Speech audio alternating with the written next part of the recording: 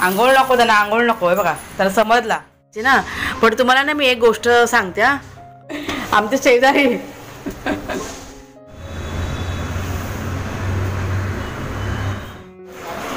सारखी किती दर महिन्याला आपली रिपेअरिंग करत आहे ना. चला चला वाग्या काय ते चैन, हा चैन बांधून पाहिजे ना. वर नाही, चला आंघोळ करायचे, पळायचं नाही आता. दोघं जण पळतात ना म्हणून त्यांना बघा आता बांधून ठेवलंय. आता त्यांचा आंघोळीचा दिवस आहे. हां आंघोळ नको त्यांना, आंघोळ नको आहे बघा, त्याला समजला आंघोळ करायचं तर पळायचं काम चालू आहे. चला चला चला बस झालं. चला नाव करायची, नाव करायची. तर फोन माझा आला ना म्हणून मी थांबली आणि ते वाघ्याला आंघोळीची सुरुवात झालेली आहे. आमच्याकडे पळापळ असते आंघोळीच्या टायमाला. बघा कसा घुसतोय तो आतमध्ये. ह्याची झाली का शेरूची आंघोळ. बाबू नाव करायचे. गुड बॉय आहे, गुड बॉय. गंदे बच्चे, गंजे बच्चे. गावाला होते तेव्हा 1-2 दिवस आड करून आंघोळ घालावी लागायची कारण मातीमध्ये खेळायचे ना. पण तुम्हाला ना मी एक गोष्ट सांगते हा, अगदी म्हणजे चांगली बातमी आहे ती. आपल्या शेरूला ना खूप स्किनचं इन्फेक्शन बघा झालं होतं, तुमच्याशी शेअर केलं होतं मी. आणि डॉक्टर वगैरे पण म्हणजे ट्रीटमेंट वगैरे पण घेतले होते, पण काही फरक पडत नव्हता. त्याच्यामुळे ती ट्रीटमेंट आम्ही स्टॉप करून टाकली. पण आणि इथे आल्यानंतर सगळं त्याचं इन्फेक्शन आहे ना आपोआप निघून गेलेलं आहे. स्किनचं झालं काहीच नाही. आणि आता केस वगैरे पण काही गळत नाही त्याची. हे बघा इथे, हे बघा हे तुम्हाला ना. 1 मिनटं शेरू दाखव बेटा, असा कर असा कर. इथे पण बघा त्याच्या लाल लाल असे चट्टेसारखे होते, म्हणजे मातीमुळे त्याला इन्फेक्शन सगळं व्हायचं. मुळात आहे ना हे दोघं जण भाग्या आणि शेरू आहेत ना मुंबईचे आहेत. त्यांचा जन्म मुंबईचा आहे. मुंबईवरनं त्यांना गावी नेलं होतं कुणालच्या बाबांनी. त्याच्यामुळे मला वाटतं गावची माती त्याला सूट नव्हती होत. आता एकदम तो छान झालेला आहे, लबाड. त्याच्यामुळे हा एक फायदा झालेला आहे मुंबईला येऊन त्यांचा. आता काय आंघोळ काय रोज घालावी लागत नाही, 8 दिवसांनी एकदा हात तरी पण चालून जाते. चला चला आता भाग्याची झाली ना का तू नाव करायचे. भाग्याला काही प्रॉब्लेम नाही होत आहे स्किनला वगैरे, पण शेरूला खूप प्रॉब्लेम आहे त्या स्किनचा. चला चला चला चला चला चला गुंडू. नमस्कार मित्रमैत्रिणींनो, मी प्रिया पवार आणि खूप खूप स्वागत करते साधा स्वयंपाक या आपल्या चॅनलमध्ये. आता वाजले सकाळचे 9:15. आज सगळं आमचं रिलॅक्स चालू आहे. कारण माहिती आहे का, आज काय शिफ्टिंगचं सगळं झालेलं आहे ना सामान. फक्त थोडंसं बाकी आहे छोटं मोठं, ते काय कधी पण येऊन जाईल. म्हणजे खूप मोठं काम सगळं झालेलं आहे. त्याच्यामुळे सगळे निवांत आहेत. सगळेच थकलेले होते आमच्या घरामध्ये, कारण गेले कित्येक दिवस झाले सगळं चालू आहे ना काम. सगळेच आज मला इतकं बरं वाटतं ना. काल थोडीशी तब्येत माझी डाऊन होती, म्हणजे मला वाटतं BP वगैरे काही लो झाला असेल ना. खूप माझी तब्येत काल डाऊन होती, त्याच्यामुळे काल पूर्ण दिवस मी आराम केला होता. रात्री जेव्हा बरं वाटलं ना त्यावेळेस मी थोडंसं काम केलं मी, म्हणजे हे सगळं सामान वगैरे लावायचं. त्याच्यामुळे आज जरा बरं वाटतंय. म्हणजे काल काय शूटिंग पण नाही केलं. म्हणजे जाऊ दे, आता एकदम ओके आहे मी. आणि आत्ता घरामध्ये कोण नाही, वाघ्या शेरू आहेत, मी आहे, कुणालचे बाबा आहेत, ते आंघोळ करतात. त्यांना आज सुट्टी आहे. म्हणजे आज मला वाटतं किती तारीख आहे, 6 तारीख आहे ना. काय कसली तरी सुट्टी आहे आज, त्याच्यामुळे ते पण घरी आहेत. सगळं निवांत चालू आहे. कुणाल गेलेला आहे. कोण आलं, 1 मिनटं कोणतरी आलं. दरवाजा ना वाऱ्याने बंद झाला. देवपूजा केली ना मी आत्ताच, त्याच्यामुळे जरा उघडा ठेवला होता. तर कुणाल गेला आहे हॉस्पिटलमध्ये.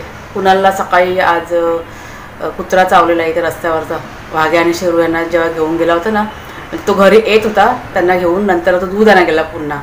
आणि तेव्हा मग थोडंसं जरा खर्चटलं आहे, पण त्याला म्हटलं जाऊन इंजेक्शन घेऊन ये. आमच्या घराच्या बाजूलाच म्हणजे 1-2 मिनटाच्या अंतरावरती गव्हर्नमेंटचं हॉस्पिटल आहे. तर कुणाल आणि कुणालचे काका आहेत ना, ते दोघंजण गेलेत हॉस्पिटलमध्ये. आता तो आला की तुम्हाला मी दाखवते. जरासं फक्त नावाला लागलं आहे, पण उगाच भीती मनामध्ये असते ना आपल्या, उगाच काही त्रास नको व्हायला. त्याच्यामुळे मग जाऊन तो इंजेक्शन आता घेऊन येईल. मग असं सगळं आहे. तर आज सकाळी उठली ना तेव्हाच मी विचार केला होता की आज जास्त अशी धावपळ दगदग करायची नाही, सगळं अगदी निवांत करायचं. त्याच्यामुळे नाश्त्यामध्ये आज मी करणार होती पोहे, म्हणजे झटपट होतात की नाही त्याच्यामुळे. आणि जेवण पण काय करायचं ह्याचा पण विचारानं केला होता. आणि गेले कित्येक दिवस झाले, म्हणजे गावावरनं यायच्या आधीपासून, म्हणजे गावी होतो तेव्हापासूनच सगळी धावपळ आमची चालू आहे. गावी असताना पण सगळं यायचं म्हणून सगळं ते आवरावर सामानाची आणि सगळं ते पण बरेच दिवस चालू होतं आमचं. आणि आता मुंबईला आल्यानंतर शिफ्टिंगचं. इतका थकवा, त्याच्यामुळे माझी तब्येत आहे ना खूप बिघडलेली आहे. पण आपण काही करू शकत नाही, म्हणजे ऑप्शन नाही आपल्याकडे, आराम करायला नाही मिळत. तर आज थोडंसं मी ना कमेंट्सबद्दल बोलीन तुमच्याशी. मागच्या व्हिडिओमध्ये मला अशा 4-5 कमेंट्स होत्या की ताई तुम्ही गाव सोडून खूप मोठी चूक केली, आम्हाला नाही आवडलेलं. म्हणजे ह्या ज्या कमेंट्स जेव्हा मी वाचते ना, मला खूप या गोष्टीचा त्रास होतो. आणि मग त्या मनामध्ये ना माझ्या ते सतत ते ना फिरत राहतं मग, की अशा जेव्हा कमेंट्स येतात तेव्हा. सगळी कारणं मी तुम्हाला सांगितलेली आहेत व्हिडिओच्या माध्यमातून, तरी पण जेव्हा अशा कमेंट्स येतात त्यामुळे मग असं निराश व्हायला होतं मग. आणि कुठेतरी असं होतं ना, एक प्रकारे डिप्रेशनमध्ये जाते का असं वाटतं. पण त्यातून पण मी स्वतःला सावरते. आणि आपले पोहे बघा तयार झालेत, झटपट नाश्ता. हां हाय हाय हाय चालू आहे आमच्या शेजारी. हां शूटिंग चालू आहे. आमच्या शेजारी बोलायला आले होते. निघालात कामाला? हां नाही तो बोलला मला पण दोऱ्या बांधायचे ते लावून घेतल्या स्टँड. अच्छा दोऱ्या बांधायचे, दोऱ्या बांधते. गर्दी होते का इंजेक्शन घ्यायला? ते 7-7:30 बंद करतात. कधी? हां अच्छा, म्हणजे माणसं असेल तरच वेळ पटकन करतात, म्हणून थांबायला लागतं त्यांना डॉक्टरांना. हे बघा हा केस पेपर काढलाय. किती इंजेक्शन घ्यायचे कुणाला? अजून 4 आहेत. एक घेऊन झाला, अजून 3 बाकी आहेत. त्याला पण सगळं लिहून दिलेलं आहे. गर्दी नव्हती ना? पण गर्दी नाही ना?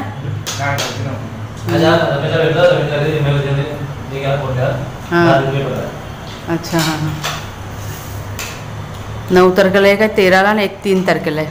चला सकाळी 7 वाजता जायचं आहे. त्यात लिहून दिलेलं आहे केस पेपरवरती. 7च्या आधी पोचायचं. ते 7 ते 7:30 असतं. नाही मग तिथेच का दुसरीकडे?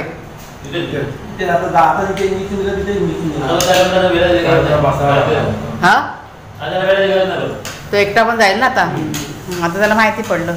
त्याला आता इंजेक्शनच घ्यायचं. हा पेपर घेऊन जायचं, ते का पेपर काढायचं ना आता. घे आतमध्ये घे. तर ही वॉशिंग मशीन बघा आमची बिघडली होती ती. थांबा 1 मिनटं. बघा हे ड्रेन आहे ना ते बिघडलं होतं, ते काल रिपेअर करून घेतलं. मशीन एकदम नवीन कोरी आहे. आणि ही मशीन आहे ना मीच घेऊन दिलेली आहे आमच्या सासूबाईंना. तर त्यांनी काय वापरलेलीच नाही. मग ते रिपेअर करायला आले ना, ते पण म्हणाले की मशीन एकदम कोरी आहे, तुम्ही वापरलेलीच नाही आहे. मी ठेवून ठेवून ते बंद झालं होतं हे ड्रेनर, पण आता चालू झालेलं आहे. तर आज वापर करते मशीनचा. इथे ना बाहेर ठेवली होती ती. कुठे ठेवूया कुणाल?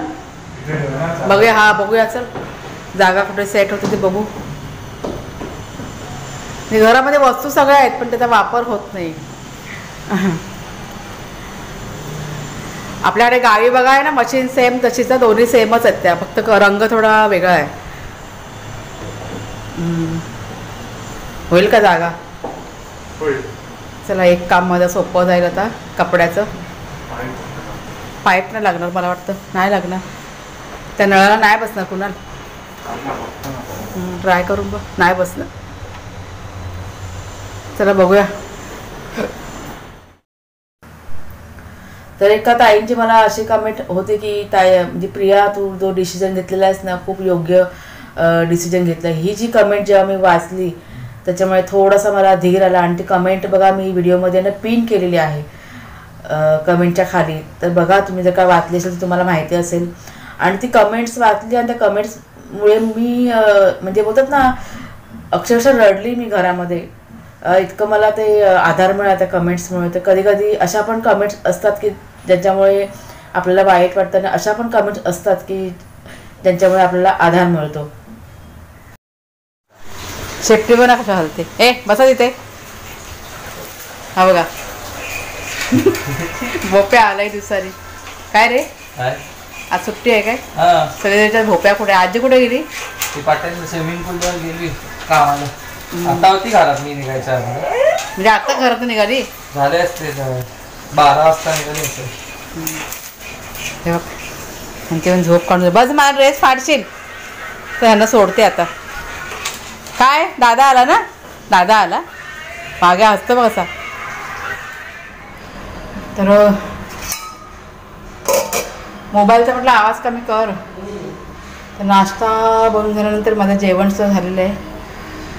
मसूरची आमटी केलेली आहे, यात भात आहे, तुम्हाला मी दाखवते. तर सगळ्यात आधी ना भाग्या आणि शेरू यांचं जेवण काढले. तर भाग्या आणि शेरू यांना आज भात आणि बॉईल चिकन असतं ना ते, हे बघा त्यात फक्त हळद टाकलेली आहे आणि असं बॉईल करून ठेवतो आम्ही सूप सारखं. हे त्यांना खूप आवडतं, खूप असं आवडीने खातात. कधी कधी चपाती पण देते मी, तर कधी कधी भात. म्हणजे असं अलटून पलटून दिलं ना का दोघं जण व्यवस्थित खातात. मग चला जरा मिक्स करते. पुन्हा जरा यांचं मिक्स कर जरा. शेरा किती मस्ती करत होता माहिती आहे काय, सारखं त्याचं कुई कुई चालू होतं. घरात कोण नव्हतं ना आज, कुणाला पण आत्ताच आला. ए वाग्या हे संपव, वाग्या इथे ये, खपा कर वागी. हा शेरू सारखा रडत होता आज. घरामध्ये कोण नाही ना माणसं, मी एकटी होती ना आज. आता आमच्याकडे सगळे जण बाहेर गेलेले आहेत. कुणालचे बाबा पण आत्ताच आले, ते कामाला गेलेले. आता जेवायला वाटलं दोघांना.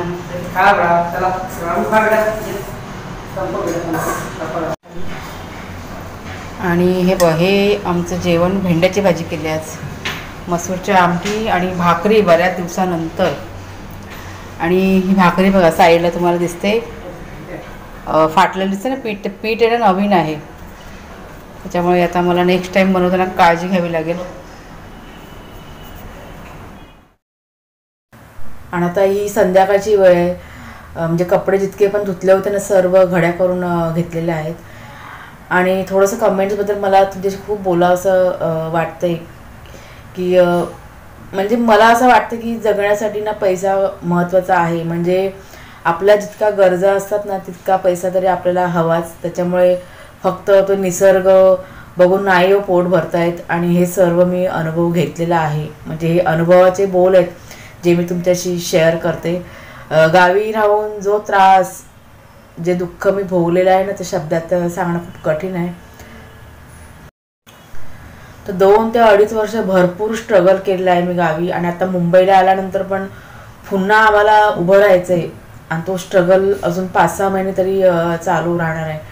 आणि अशी आमच्या मनाची तयारी ना आम्ही केलेली आहे. तर सर्वांना फक्त मी एकच रिक्वेस्ट करेन की प्लीज तुम्ही अशा नेगेटिव्ह कमेंट्स करू नका. खूप त्रास होतो या गोष्टीचा, कारण गाव सोडताना पण काय दुःख झालेलं आहे याचं म्हणजे मला माहीत आहे ते काय झालं आणि काय नाही ते मी तुम्हाला नाही सांगू शकत शब्दामध्ये. आणि आता इथे येऊन सुद्धा आमचा स्ट्रगल ना चालू आहे. म्हणजे गेले 8 ते 10 दिवस झाले खूप प्रयत्न आमचे चालू आहेत कामासाठी, म्हणजे कुणाच्या जॉबसाठी, कुणाच्या बाबांच्या जॉबसाठी. आणि मी स्वतःसुद्धा माझ्यासाठी काम शोधत आहे. त्याच्यामुळे सगळ्यांना रिक्वेस्ट करीन की प्लीज तुम्ही नका अशा कमेंट्स करू. आणि सगळं माझं बघा काम इकडे संध्याकाळचं आवरून झालं. आणि आमच्या सासूबाई आणि ही माझी आई दोघीजणी होत्या आलेल्या, त्या येतात दुपारच्या वेळेस.